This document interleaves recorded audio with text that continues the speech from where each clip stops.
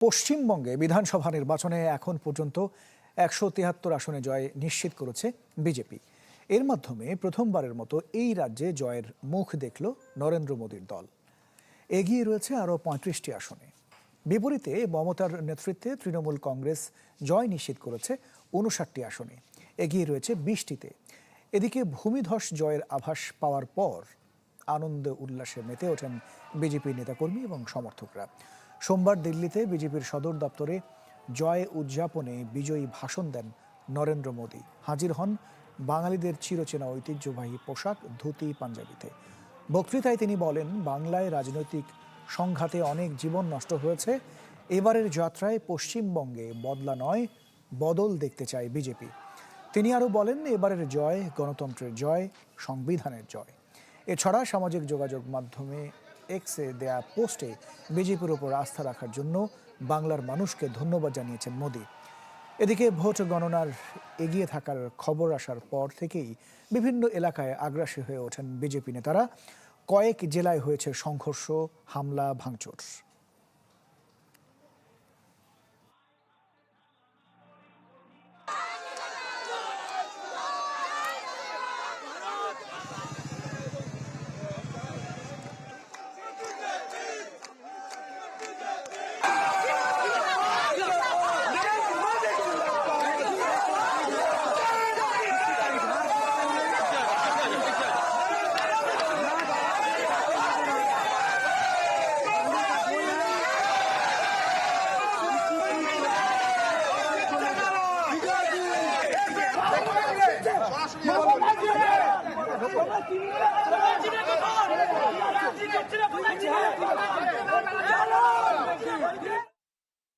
आज जब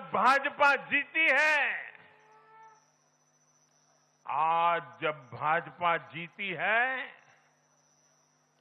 तो बदला नहीं, बदलाव की बात होनी चाहिए। बीते दशकों में राजनीतिक हिंसा की वजह से न जाने कितनी जिंदगियां बर्बाद हो चुकी। मेरा स्पष्ट मानना है कि आज से बंगाल की चुनावी जो आदतें फैली हुई है, उसमें बदलाव आना चाहिए। দর্শক, এই বিষয়ে আপনাদের আরো জানাতে চাই। কলকাতা থেকে এই মুহূর্তে আমাদের সাথে যুক্ত হচ্ছেন সহকর্মী শুভজিৎ পুততুণ্ড। শুভজিৎ, বিজেপি নিরঙ্কুশ জয়, এখন কি অবস্থা, সার্বিক পরিস্থিতিটাই জানবো এই মুহূর্তের। দেখুন, বিজেপির মমতা বন্দ্যোপাধ্যায়, সবার আগে তার কথা বলি, তিনি নিজেও হারলেন, দলকেও টেনে তুলতে ব্যর্থ হলেন। 15,114 বেশি ভোটে তিনি হেরে গিয়েছেন একদম লাস্ট রাউন্ডে। এই কিছুক্ষণ আগেই যে ফলাফল সামনে এসেছে, এবং আপনাদের সাথে কথা বলতে বলতেই আমরা নির্বাচন কমিশনের কিছু ডেটা পাচ্ছিলাম, সেখানে বলছে বিজেপি এখনো পর্যন্ত 178টির বেশি আসনে তারা জয়লাভ করেছে, নিশ্চিত জয়, এবং 30টির বেশি আসনে তারা এগিয়ে রয়েছেন। তৃণমূল কংগ্রেস 61টি আসনে জয়লাভ করেছেন, 18টা আসনে তারা এগিয়ে রয়েছে। এই হিসেবে তো একটা জিনিস পরিষ্কার যে বিজেপি 208টা আসন প্রায় পেতে চলেছে, যদি শেষ মুহূর্তের কোনো রদবদল না হয়। এবং ঘড়ির কাঁটায় যা সময় আমরা এখনো দেখতে পাচ্ছি, 9:30 বেজে গেছে ভারতীয় সময়। মোটামুটি 10টা 15 বা 10:30টার মধ্যে হয়তো এই 293টা আসনের সম্পূর্ণ যে ফলাফল সেটা তো সামনে চলে আসবে, যে পরিমাণে কেন্দ্রভিত্তিক যে ফলাফল, যেটা নির্বাচন কমিশন যে দ্রুত হারে আপলোড করছে। কারণ একেবারে শেষ পর্যায়ে গণনা চলছে, কিছু কিছু ক্ষেত্রে রিপোল চলছে। এই রিপোলগুলো শেষ হলে হয়তো এই যে কাউন্টডাউনগুলো, সেটা তো ফাইনাল রেজাল্ট নির্বাচন কমিশন দিতে পারে। নির্বাচন কমিশনের বিশেষ পর্যবেক্ষক সুব্রত গুপ্ত কিছুক্ষণ আগে তিনি সংবাদ সম্মেলন করছিলেন, সেখানে তিনি একটা কথা বলেছেন, আমরা লেভেল প্লেইং ফিল্ড তৈরি করে দিয়েছি, সবাইকে সমান মাঠে খেলার সুযোগ করে দিয়েছি। এবার ভোটাররা ভোট দিয়েছে, বাকিরা কি, যে জনতা রায় দিয়েছে সেই জনতার রায় কি এসেছে সেটা জনতা জানে। আমাদের কাজ ছিল ভোটারদের ভোট নিশ্চিত করা, সেটা তারা করেছে, এবং রেকর্ড ভোট, এই ধরনের ভোট ভারতের ইতিহাসে বিরল, যে 93% ভোটার তারা বুথে এসেছে এবং তারা ভোট দিয়েছে। এই ভোটের পরে কিন্তু একটা জিনিস পরিষ্কার হয়ে গিয়েছিল, আমরা যেটা বারবার বলেছি যে এবার জেনজি তারা একটা তাদের মতো করে চিন্তা ভাবনা করছে। মমতা বন্দ্যোপাধ্যায় যে মহিলা ভোট, মুসলমান ভোট, তাদের যে ভোট ব্যাংক মমতা ব্যানার্জি তৈরি করেছিল, সেই ভোট ব্যাংকে এবার একটা বড়সড় ধস ছিল, সেটা আমরা বারবার বলেছি। এবং যেটা দেখা গেল ভোটের পরে যে জনমত সমীক্ষা এসেছিল, সেখান থেকেও সবকিছু পরিষ্কার এসেছিল, এবং আজ গণনার পর সেই ছবিটা কিন্তু অনেকটা পরিষ্কার হয়ে গেল। আজ এই মুহূর্তে দাঁড়িয়ে একটা জিনিস কিন্তু তৈরি হচ্ছে বারবার, যেটা নিরাপত্তা রক্ষার একটা নিরাপত্তার একটা প্রশ্ন বারবার উঠছে।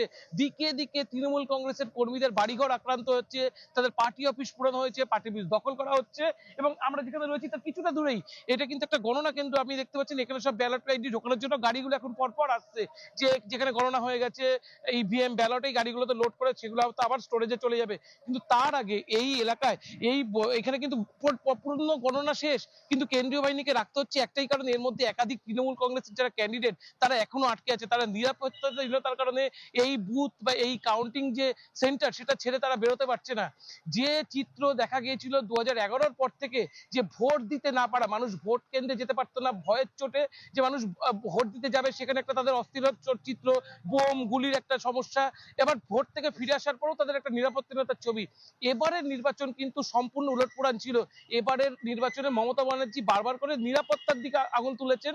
তিনি বলেছেন এজেন্টদের বসতে শুধুমাত্র নিরাপত্তা রক্ষীরা বাধা দিচ্ছে, কিন্তু ভোটাররা ভোট দিতে পারেনি এমন অভিযোগ মমতা বন্দ্যোপাধ্যায় করতে পারেনি। তবে একটা জিনিস আমি বারবার বলছি, মমতা বন্দ্যোপাধ্যায় শেষ মুহূর্তে ভবানীপুর কেন্দ্রে অর্থাৎ গণনা কেন্দ্রে যে নাটকীয় পরিস্থিতি তৈরি করেছেন, এটা নিয়ে তিনি আবার হাইকোর্ট করবেন বা সুপ্রিম কোর্ট করবেন, এটা কিন্তু একেবারে নিশ্চিতভাবে বলা যায়। তবে আপাতত তার হার স্বীকার করে নিয়ে ছাড়া কোনো উপায় নেই, এবং হয়তো আর 30 মিনিট, যেটা খবর পাচ্ছি 30 থেকে 40 মিনিটের মধ্যেই তিনি তার হার স্বীকার করে পদত্যাগপত্র রাজভবনে জমা দিতে যাবেন। এবং এরপরেই কিন্তু বিজেপি তাদের সরকার গঠনের যে প্রক্রিয়া, তাদের দাবি পেশ, এই যে প্রক্রিয়া সেটা তারা পরপর শুরু করবে। তবে বিজেপির তরফ থেকে কে মুখ্যমন্ত্রী হতে পারে সেই ব্যাপারে কিছু জানানো হয়নি। তবে বারবার যেটা বলা হয়েছে, বাঙালি মুখ্যমন্ত্রী হবে, বাংলার মুখ্যমন্ত্রী হবে, বাংলার বাঙালি ছেলে মুখ্যমন্ত্রী হবে। এই এই হিসেবে কিন্তু শুভেন্দু অধিকারী, তিনি 2 কেন্দ্রে জয়লাভ করেছেন, একেবারে সামনে থেকে বিজেপিকে নেতৃত্ব দিয়েছেন, তার জায়গা অনেকটা যেরকম এগিয়ে রয়েছে সেরকমভাবে দিলীপ ঘোষ এগিয়ে রয়েছেন। এবং বলা হচ্ছে যেহেতু নীতিন নবীনের সাথে ব্যক্তিগত সম্পর্ক রয়েছে এবং দিল্লির রাজনীতি সম্পর্কে পোড় খাওয়া প্রয়াত রাজনীতিবিদ তপন শিকদারের একটা রিলেশন রয়েছে সৌরভ শিকদারের উপরে, সৌরভ শিকদার দমদম উত্তর থেকে জিতেছেন, তিনিও কিন্তু মুখ্যমন্ত্রীর দৌড়ে এগিয়ে রয়েছেন। একাধিক নাম আসছে, হয়তো বিজেপি আর কয়েক মুহূর্তের মধ্যে, হয়তো আগামীকাল বা পরশুর মধ্যে মুখ্যমন্ত্রীত্বের নাম হয়তো তারা চূড়ান্ত করে দেবে। যেটা বলা হচ্ছে শুভেন্দু অধিকারী আজকে সারাদিনের পরে আগামীকাল তিনি হয়তো দিল্লি উড়ে যাবেন। আজকে প্রধানমন্ত্রী নরেন্দ্র মোদী, অমিত শাহ তারা সারাদিন ধরে দিল্লিতে তাদের সদর দপ্তরে সেলিব্রেশন মুডে রয়েছেন, সেখানে তিনি বাঙালি সাজে বাঙালি বাবু সেজেছেন। এবং এই সেখান থেকেই কিন্তু যে বিজেপির যে টোটা ডিসিশন, হয়তো শুভেন্দুকে সামনে রেখে বা রাজ্য স্তরের শীর্ষ নেতৃত্বকে সামনে রেখে তারা হয়তো তাদের সিদ্ধান্ত সেখানে জানিয়ে দেবেন, এবং তারপরে হয়তো পশ্চিমবঙ্গে বিজেপিও তাদের মন্ত্রিসভা গঠনের কাজ, তাদের মুখ্যমন্ত্রী শপথের কাজ সেগুলো শুরু করবেন। তবে মুখ্যমন্ত্রী শপথের অর্থাৎ শপথের ক্ষেত্রে যেহেতু রাজ্য সরকারের মেয়াদ শেষ হয়ে যাচ্ছে 7 তারিখ, সেই হিসেবে 7 তারিখের মধ্যে মুখ্যমন্ত্রীকে সরকারের দায়িত্ব বুঝে নিতে হবে। এবং 7 তারিখের পর অর্থাৎ 9 তারিখের মধ্যে কিন্তু তারা বলছে আগামী 9 তারিখ গোটা মন্ত্রিসভা শপথ দিতে পারেন। ওই দিন তারা কবিগুরু রবীন্দ্রনাথ ঠাকুরের জন্মদিন, সেটাকে তারা টার্গেট করছেন, এবং 9 তারিখেই বলা হচ্ছে যে বিজেপির শীর্ষ নেতৃত্ব আসবেন এবং তারাই তাদের সামনে থেকে এই বিজেপির শীর্ষ নেতৃত্বের মাধ্যমে এই যে মন্ত্রিসভা তাদের শপথ গ্রহণ করাবেন। প্রধানমন্ত্রী নরেন্দ্র মোদীও তিনি হয়তো পশ্চিমবঙ্গে আসবেন, এমনটাই শোনা যাচ্ছে। অনেক ধন্যবাদ শুভজিৎ পুতুল আমাদের সাথে যুক্ত হয়েছিলেন।